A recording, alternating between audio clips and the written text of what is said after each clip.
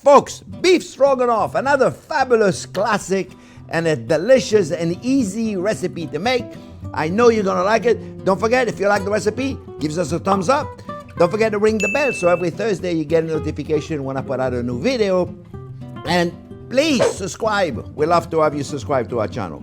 Thanks for watching. You're gonna love making this recipe. Here we go. Okay, friends. Well, this is a redo. We're gonna redo a recipe that we did about 8 years ago on YouTube. It was shot with old technology, so now we got 4Ks. So we're gonna do the recipe, but it's a good thing because it's gonna be even a better recipe. And it's gonna have a little history attached to it because in 8 years then that old recipe was posted, we certainly got some feedback from everybody, from the dishes from Russia, now it's from France, now it's from Poland, now it's from, God, I heard it from every country. Well, I'll tell you a little story in a minute, tell you exactly where it comes from. But let me get going. Because when you make a big beef stroganoff, you can certainly make it with a T-bone steak, you can make it with the New York strip, then you can slice thin and you can make it really fast. Or you can make it with a chuck roast. And if you can't get chuck roast, then you can get stew meat, and you can get at the butcher shop, or you can, this is a chuck roast and I cleaned up. And we're going to do it. It's very simple. I mean, it's simple. It requires a little prep. As you can see, all my recipe requires a little prep. By the way, and a quick note for those of you that have never seen my channel first. This is not a quick recipe, 1, 2, 3. It's a recipe, then if you have your mise en place and you're ready, we can do it together at the same time. It's real cooking. It's not like tic-tac-toc. They don't even talk at tic-tac. They do like a 2 and 3 second recipe and a little voiceover, and you go ahead and you figure it out. Well, here I'm doing it with you. So if you want to have your mise en place ready, that means everything chopped and diced ready to go, then we can do it together. So I hope you have it. You can download the recipe on our website, print it, get your mise en place ready, and then come back and we'll do it together. So we have a fry pan going, and we also have a pot, an enamel cast iron pot that I'm going to cook the stew in, okay? First thing we're going to do is we're going to saute some onion, and we're going to saute the beef. I already got some sauteed right here that I did earlier to save some time. I'll talk about that in a little while. But let me first get going. Number one thing we're going to do is we're going to saute the onion. And the onion, remember, the onion is always first. Always first. Doesn't matter whether you're cooking. Doesn't matter if you're making a soup, if you're making a stew, if you're making a sauce. I don't care what you're making. The onion is always number one. That's got to remember that. And you don't put anything with it. I don't care if you're having celery and carrots and leeks and whether you don't put them at the same time. Whenever you see somebody putting the garlic and all the vegetables at the same time with the onion, I highly recommend you go to the Playboy channel. Maybe you learn something. Nah, I didn't say that. So we're going to saute the onion, and then we're going to saute the beef. We got to make sure the fry pan is super hot. I'm looking at like 365, and I'm going to saute the beef. And this is very important. It doesn't matter if you're doing it with the only thing that matters is cooking time if you're doing it with a New York strips, or if you're doing it with another meat. You have to cook a very short amount of time. But if you're doing it with a chuck roast, which I think is one of the best meat to do a stew with, you want to really, really take the time to caramelize the meat. So first we're going to put a little salt and pepper on both dishes. Right? Measure carefully, the salt and pepper, right there. I can hear the recipe police from YouTube. Oh, he's not measuring. Hey, cooking is not rocket science, folks. We're not sending a man on the moon. We're just making a little beef stew. So it's okay if it's a little different every time we make it. It doesn't really matter. I'm going to move this stock a little bit out of the way. So right here, why are we doing this? Let's talk a little bit about this. Like I said, this is a recipe then I teach you alone, you know. I've been doing this 50 years, and in 50 years you'll be amazed how many things I've heard or I've learned throughout the years. So it's a wonderful opportunity for me to be able to teach you. The reason why we're doing this right here, friends, is we really want to brown the meat. I try not to put too much meat in the pan so they don't crowd each other. It doesn't, you're not stewing the meat. It really wouldn't matter that much if we did it in this case, because that meat's going to require 2.5 hours of cooking time. So if it stays a little bit too long in a fry pan, it really doesn't matter. What we want, friends, is to create right there this Maillard reaction. I hope you can see this right there. You see that Maillard reaction right there? This is the caramelization of protein. And this, friends, is super, super important flavor. I mean, really, really, really important flavor. Also, you know, I have another YouTube recipe on YouTube. That's where you get a YouTube recipe. It's my beef stew. It's very similar to this. A different wine, different kind of cooking method, but it's very, very similar to this. So if you like beef stew, then you should check out a beef stew recipe also. It's a wonderful recipe, I tell you. Right? So remember now, we're sauteing onion. You see what I'm talking about, right? The caramelization right there, friends. I hope you can see it right there. I'm moving it close to the camera. Not sure if we can get a close look at this, but holy mackerel. But it's very important that we take the time to do this. This is flavor, friends. Flavor, flavor, flavor, flavor. We really got to do this, okay? So let's look at what we got here. We got caramelized onion. You see? You see? Caramelized onion. That's what I was looking for. Caramelized onion, okay? Look, very, very simple, eh? We're going to put some fresh thyme, and then we're going to saute our mushrooms. All right? Our mushroom. What are mushroom made out of? Water. Water is the enemy. We want to get rid of all the water. We want to get rid of all the water in the mushroom, because mushrooms are full of water, and I don't like the texture of it. You know, a lot of people don't like mushroom. It's not that they don't like mushroom flavor. They just don't like the texture of it. So we're going to get rid of it all, okay?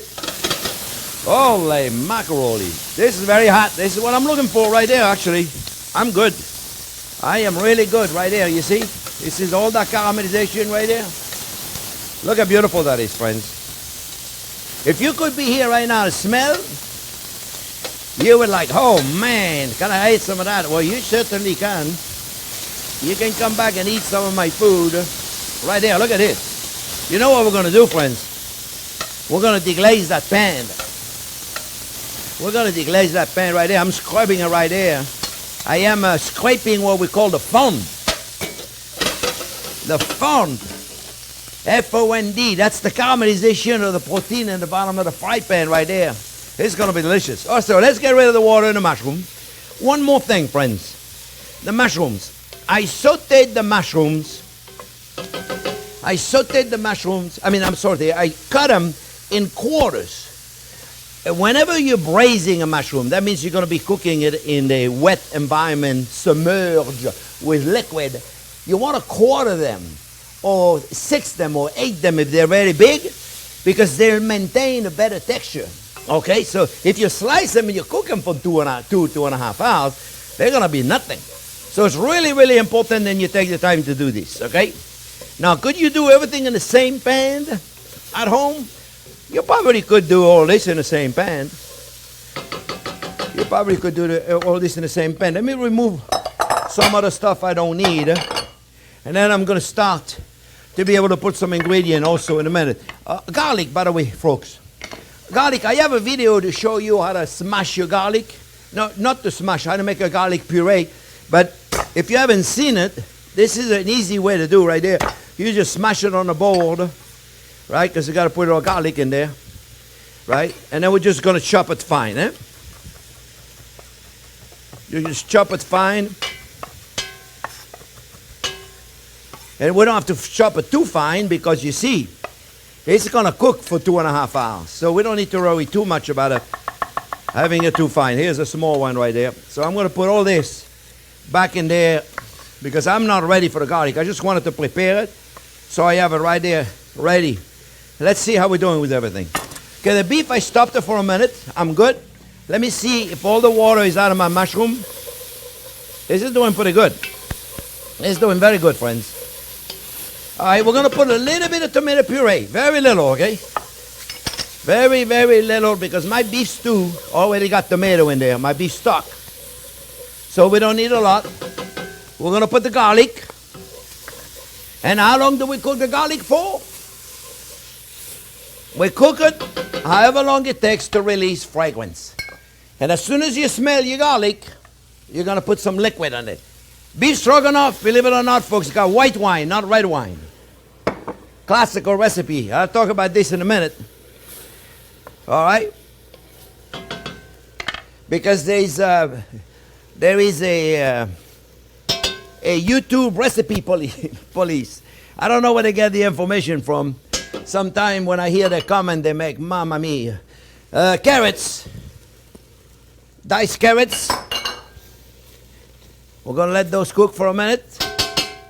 We're going to let the wine reduce for a minute. It's very important when you're putting wine to let it reduce. Now, let me stop for a second and tell you a couple of things. Number one, a classical beef stroganoff, and I mean classical as per the la roux gastronomique. If you don't have one of those, this is for chefs. Okay, it's not something you want to, I was going to put it on my counter, but hold on. This is not the kind of book, then my counter's got a little stuff on it. I don't want to put my book on it. La roux gastronomique is the Bible for chefs, if you will. Okay, it's a real dictionary for chefs. Okay, and if you doubt sometime where a recipe comes from, and I heard so many different things about where the stroganoff come from, everybody got an idea. Oh, it come from there, it come from there. In the meantime, I'm letting the white wine reduce, so I'm not killing too much time. I just wanted to explain it. Okay, now the ingredients in. By the way, it's Stroganov. It's the right spelling of the word. It's not Stroganoff, but if we call it Stroganoff, nobody knows what that is. But that's the real name of it. And according to the La Roux Gastronomique, which is the Bible of all chefs all over the world, the story goes according to the book, another book also called A Taste of Russia. The original beef stroganoff recipe derived from a basic French mustard for seasoning beef, combined with a dollop of Russian sour cream. So where did the recipe come from? He says, accepted history of the beef stroganoff is on a French chef called Charles Brière, which is almost like my last name. I have nothing to do with Charles. I don't know who he is. Who worked for a wealthy St. Petersburg family, created this dish for a cooking contest in 1891. And he won the contest, and he named the dish after his employer, and his employer was the Count Pavel Alexandrovich Stroganov. And that's the dude. That's the dude. I took a picture of it to show you. Of course, I can't open it, but that's the dude right there. So Jack is going to put a nice picture of it on the screen so you guys can see who he is. But that's the dude. And the ingredients are very simple, okay? Those are the classical ingredients right there. The beef changes, depends what it is you want to do. But if you want to do just a plain beef stew, we're going to take it right there, friends. Look. And you know what we're going to do? All that goodie down there, we're going to deglaze it with a little bit of white wine. All right? We're going to deglaze it right there, a little bit of white wine. And another thing that tells you, though, the classical way of doing it is you would marinate the beef overnight with white wine and carrots and bay leaf and celery. Overnight you would marinate it, but you know what? Who's got time to do this, okay? I think it's be perfectly fine as long as we cook at the right time. Look, that fry pan right there, I got all that goodies in there, right? Now I'm going to take the beef that I sauteed this afternoon. Oh, one of them went on the floor. There's no dog here in the studio, so we're going to put it in the garbage. Oh, man, this is hot. So we're going to put it all right there. All right, let me take my book out of here before it gets all messed up. And then we're going to put a little bit of brown sugar, very little brown sugar, right? And I'm going to show you a cool trick. If you've seen my beef stock recipe, you've seen the trick. You know what it is. And now we're going to put the stock. Okay, so this is, of course, a beautiful stock. And not everybody's got access to a beautiful stock like this. You know, I run a professional school and kitchen, so it's easy for us to do. But so what do? At home, you can buy a good beef broth. If you see one in the store, then it's very nice. The problem is there's not many places where you can get a good beef broth. So if you wanted to start from scratch, you can, I have an old recipe on YouTube, which we're going to reshoot eventually. But right now, it's pretty good. It's a beef stew recipe. Then you have, if you just type Chef Jean-Pierre beef stew, you'll see it's really wonderful. In fact, that's the recipe. That's the recipe right there. That's my beef stew recipe that you have on YouTube. But if you don't want to go through this, this work to do this, you can buy a beef broth. Then it's decent. You know, try a few of them to see which one you like, right? Beef broth. And then you can add some tomato paste to it and cook it for a little while. And if you have some extra leeks, carrots, celery, and onion, or meat trimming, you can put it in there and let it cook for a while. And then you portion it in like 8, 10, 12, 16-ounce container, whatever you got, and you can freeze it. It'll last in your freezer forever, and then you got a beautiful beef stock. Because at the end of the day, friends, the stock makes a very, very big difference, okay? So now we're going to thicken this. Now, another thing you can do so many things. You can make a roux and thicken with a roux. But a lot of you don't have time to make a roux, right? So you can put flour in there, and I see a lot of people mixing flour with water. Mamma mia, please don't do that. And they do it at the end. You got to put the flour at the beginning so it has time to cook. And so we're going to do it now. For those of you that have seen my beef stew recipe, you know what I'm going to do. But for those of you that have not seen it, I'm going to scare you. Oh, what happened if I did that? No, not so good. So we're not going to do that. We're going to take a strainer. All right, we're going to put the strainer in the stew, okay, and we're going to thicken this with flour. Like I said, if you have a roux, by all means, roux, equal amount of flour, equal amount of butter. It's best if you use a clarified butter. But for those of you that don't cook, you want to make it easy. And that's the whole idea of my channel. It's for you to be able to cook fabulous food, but it's easy to make. Eh? So far, I haven't done anything you cannot do, right? So now we're going to take a little flour. I try to make it easy. And then take this right there, look. And mix it up. You see, look. Look how easy the flour incorporates. You don't even see it, right? Well, let me tell you something. No lumps is ever going to be created this way. You see? So here we go. We're going to take this. We're going to put a little more flour in here because it needs just a little bit more. And we're just going to go in like this, you see? We're going to mix it up. And it's going to incorporate it as long as you just mix it. You see, look. And if you don't have enough, it doesn't mix. Just go deeper. That's all. Let me turn the heat off a little bit because it's really getting hot in here. You see, look. And the idea is to incorporate all the flour. And you want to do this at the beginning of the cooking process, friends. You don't want to wait the end. You want to do this at the beginning of the cooking process. Because at the end, if you do it at the end, the flour doesn't have time to cook. Okay, look. All right, so now, you watch what's going to happen.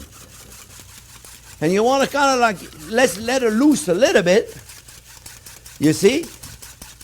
And then we're going to finish this with, we're going to cook some beautiful egg noodles.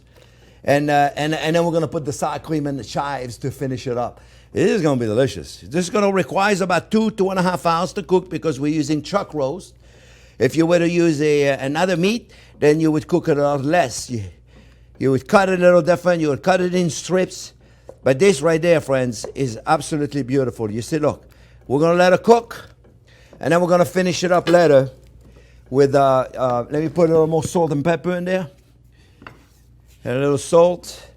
And we're just going to cook. We'll adjust the salt and pepper till the end. But this, friends, is going to be absolutely wonderful. And like I said, we're going to serve it with a large egg noodle, maybe a pappardelle, maybe a fettuccine. And we'll put that on the bottom of the plate. And then we're going to put it on top with sour cream and chives. It's going to be delicious. And that's it. That's the classical. You know what we'll do? We'll put a description of it as per the Larousse gastronomique on the website, on the recipe. So when somebody asks you where that dish come from, at least you have an educated opinion. All right, we'll be back when it's all cooked after 2.5 hours. Okay, well, here we are. We cook it about 2.5 hours. It's wonderful already, nice and soft, I can tell. So at this point, there's a few things we need to do. One, we need to put a little Dijon mustard in it because it's traditional. You put Dijon mustard, and don't worry about cooking mustard. Okay, a lot of people. Oh, mamma mia! Look at this. A lot of people cook their mustard. You don't need to cook the mustard. Okay, you really do not need to cook the mustard. As a matter of fact, it's best if you don't cook the mustard. Okay, there's no reason to cook it. All right, so here we go. Mix the mustard a little bit. Now, at this point, you can put a little bit of sour cream in there and a little bit of sour cream on top. It's up to you what you want to do. I'm going to put just a little bit of sour cream in here like this. Just a little bit of sour cream because it is nice. Beef stroganoff, it has a little bit of creaminess to it. All right, so we just mix it up really good. Nice. All right, and then we're going to serve it with a pappardelle pasta. A large noodle, a fettuccine is good. Whatever you want, whatever pasta you want. You can even serve it with potatoes. But you know it's kind of traditional to serve it with a pasta. But serve it with whatever makes you happy. That's it. It's cooking. It's not rocket science. Eh? So big cook with whatever is happy. I did the pappardelle pasta right there, and I just put a little bit of butter on there. Surprise! Put a little butter in there, right? And it's very easy. All I do is I cook the pasta, right? And when they're a little bit al dente, they stay a little bit al dente. And then I take a little bit of butter when they come out. I drain it. I keep a little bit of the water because I don't really mind the water or the pasta, right? And then I put a little bit of butter in there. That's why we got this beautiful shine on it, right? Okay, so now what we're going to do, we're going to take it. We're going to take some of that beautiful stew right there. We're going to put it right in the middle of it, just right like that. We're going to try to keep the meat in the middle of it if we can, so we don't dirty the plate and the noodle around it. Okay, put as much or as little as you want. All right, this is a very simple dish, friends. Okay, and if you mess up the plate like I just did. Right there, you just clean it up, okay? Don't be out there serving dirty plates. Now remember, the plate is, a bigger the plate, more of a canvas you have, right? And then what we do, we take a little bit of the sour cream, just a little bit of the sour cream, and you put it on top. You don't have to put the sour cream on top if you don't want to. You know, it's your dish. Make it however you want it. Put a little bit of chives on there, friends. Look at this. Look at it. See how simple that is? Right there. Let me tell you, friends. I know out there's a YouTube recipe police. It's going to say that's not a stroganoff. Call it whatever you want to call it, my friends. But this is a classical stroganoff as per, remember, as per the la roux gastronomique. Okay?